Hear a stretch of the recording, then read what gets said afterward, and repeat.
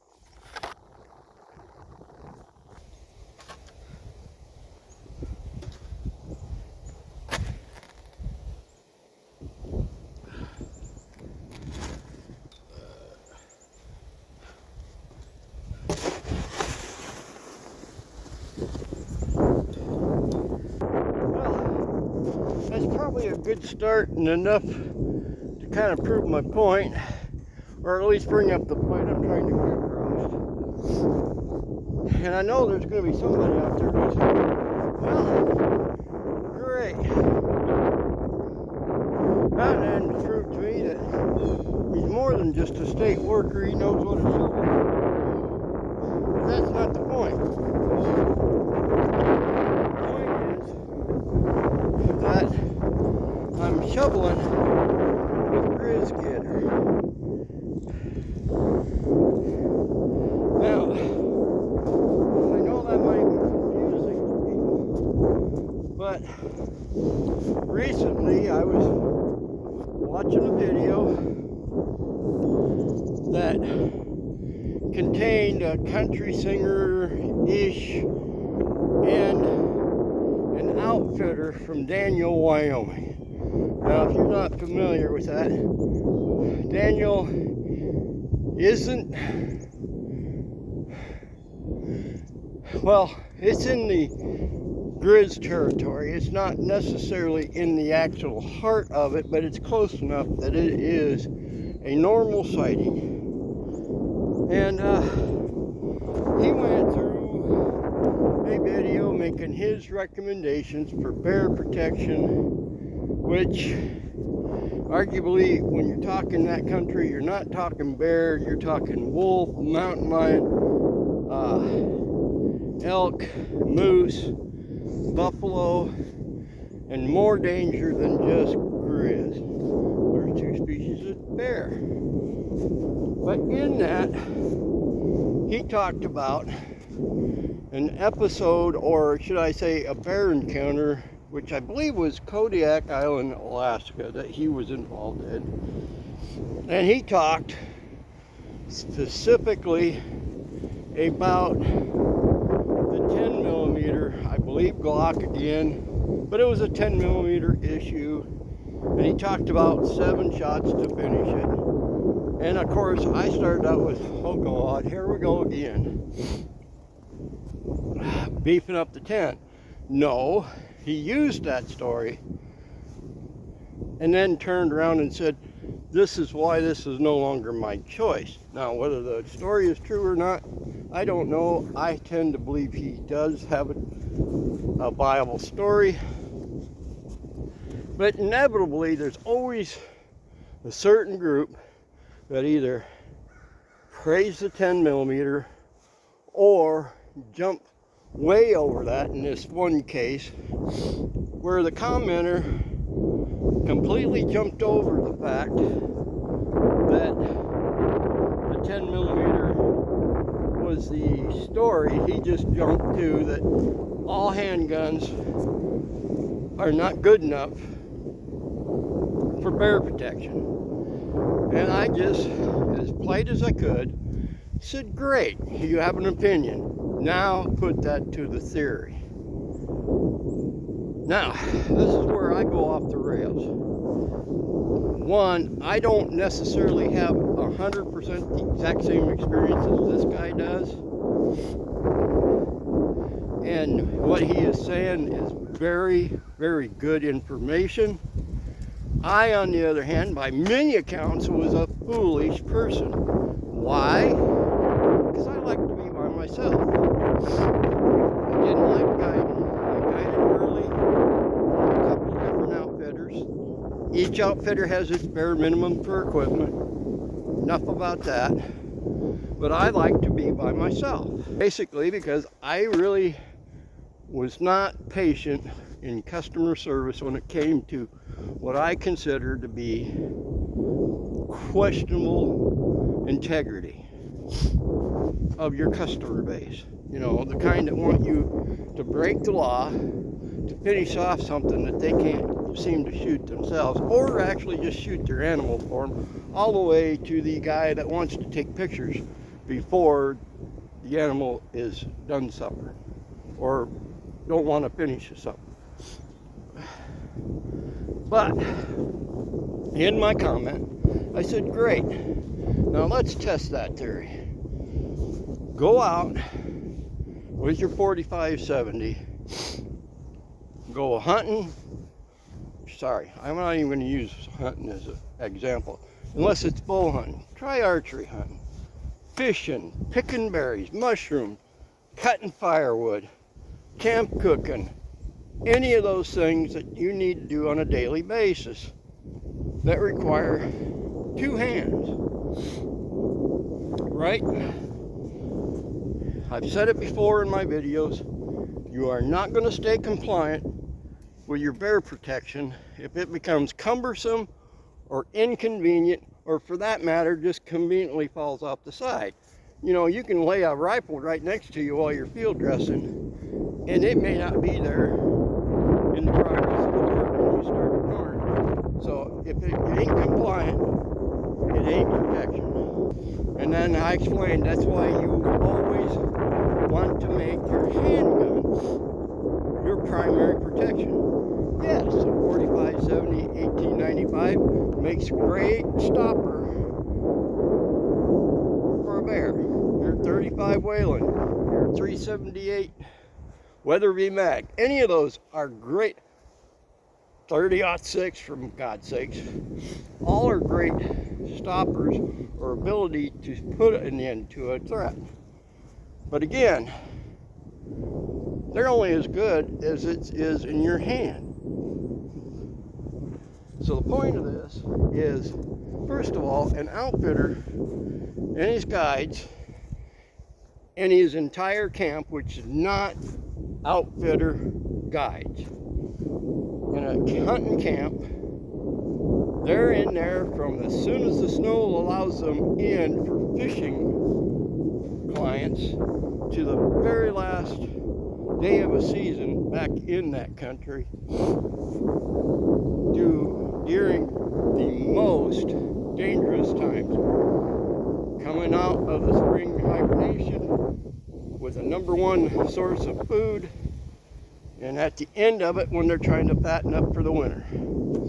It is what it is, but they're there more months out of the year by accident than you're little rambling into the woods for, say, a 3-day hunt or a 5-day hunt. But the point is their primary function is to be well prepared for a hunt and making the creature comforts of food and lodging as comfortable as they can with a staff that is designed to do it, whether it be a wrangler, because there's basically 3 or 4 functions within a camp. You got your guide, you got your wrangler, you got your camp cook, you got your camp basically maid, because cook is full-time job, let's face it. But in the effort to doing this, they're doing multiple tasks. They're cutting firewood by hand, they're chopping firewood by hand, they're putting up tents, they're putting up this, and it requires not one hand but 2. Now it sounds like I'm rambling, but it's on purpose to drive this one simple point across. If you're going into the woods even to recreate, try fly casting, try spin casting, try berry picking or mushroom hunting, any other thing, because I don't know about you, I do not go to the woods with the whole idea I'm here to look for that bear. There are jobs in certain parts of the world where those people are hired, and people are hired to do nothing but that, stand guard to protect the other employees. But in this case, they have other things to do. So I will tell you every time, as long as I need my 2 hands, I only have one primary weapon. If I'm lucky enough, I might have the other in my hand, but that's not a given when you have to work. So there comes a point where, I'm going to put it this way, I don't go into a restaurant kitchen and tell that guy how to run his kitchen, because quite frankly, I can cook at my home. That doesn't make me an expert. And I'm not saying you can't have an opinion on caliber and stuff, because these guys in question, their particular choice of weapon is not mine. That's not really the issue at hand, because their minimums are pretty much identical to mine. I don't talk to a World War I, II, or for that matter, Nam, Korea, you name it, veteran, and tell them what it's like to be, how they should address themselves in a military situation. Why? I certainly can read a book, but I ain't got first-hand knowledge. So there comes a point in just about every situation that obnoxious becomes just that. There's times when I watch somebody, for example, using competition race guns to do different things. I enjoy it. I can say some thoughts, but I am certainly by no means an expert. If I've got a bow in my hand and I'm archery elk hunting, well, try archery elk hunting or mule deer hunting with a bow, whether it be a cam bow, whether it be a crossbow, or for that matter, traditional, doesn't matter. Your primary weapon in that case is the archery equipment for that particular function. And rest assured, the times, and I can't tell you I have some great insight and coup de grace that's kept me from being attacked all those years, other than one philosophy: if it ain't broke, don't fix it. So if that animal doesn't know I'm there, I'm plenty happy with that. I'm ready, but plenty happy with letting it in its that sow or two cubs or whatever coming through, that I had the situational awareness to discover before they discovered me. I'll set down a 9-foot fly rod out of my hand so I don't accidentally hit something and it's way away from me, to be prepared. And let's face it, when it comes right down to the percentage of actual attacks, especially back in my day, in comparison to encounters, is pretty slim. You're going to not get attacked. You're just, overall, it wasn't likely you're going to get attacked, especially if you used a little common sense. You're with me and there's no common sense, I'll never take you again. But that's my philosophy on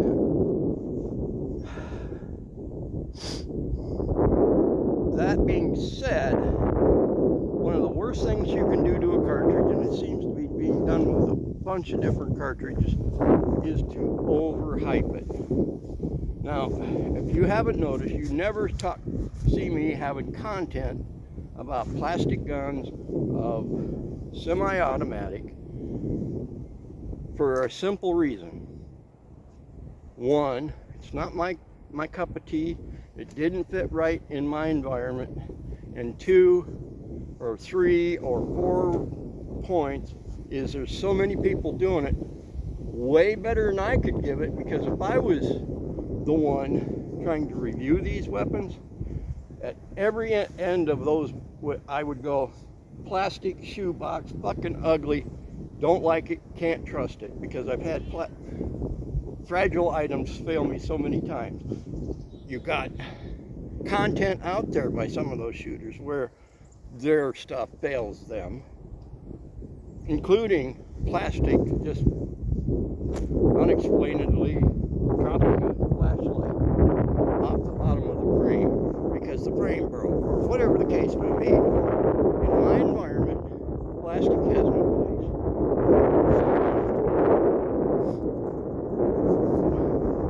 So basically what I'm saying is there's time just to sit down, listen, listen and shut up and learn. Ultimately, at the end of it, you're responsible. And quite frankly, the way I see it, you get yourself in a bind, you walk away. You get yourself, say, at that point, you are not willing to listen to anybody with any experience. You're not willing to listen to somebody with experience, and you certainly ain't willing to look at evidence of 9, 8, 7, 24 shots as not really sound advice, which then puts you in the realm of Yellowstone, nice petting zoo, and or what's that other group that will go out of their way to ignore evidence? Oh yeah, a Democrat. And with that, came here wearing your feelings on your sleeves looking to get butt hurt. Well, you're probably already there. And when you know it, I forgot one of the punchlines. Here's something for you. Grizz Getter, you know it, you love it, or you don't. But I'm going to take a minute and show you something. Just because I can. I not only have one, I have 2 handguns, and I can finish this job as I am right now. I can't do that with any single shot, lever action, bolt action rifle in my hand. There is one option that I would consider if done right, but I just ain't willing to spend a couple $100 of tax to do it. I'll give you a link to what might make it and add Dirty Steve's setup maybe to that, and it might suffice. But again, it's not a full-size rifle caliber. Bye-bye.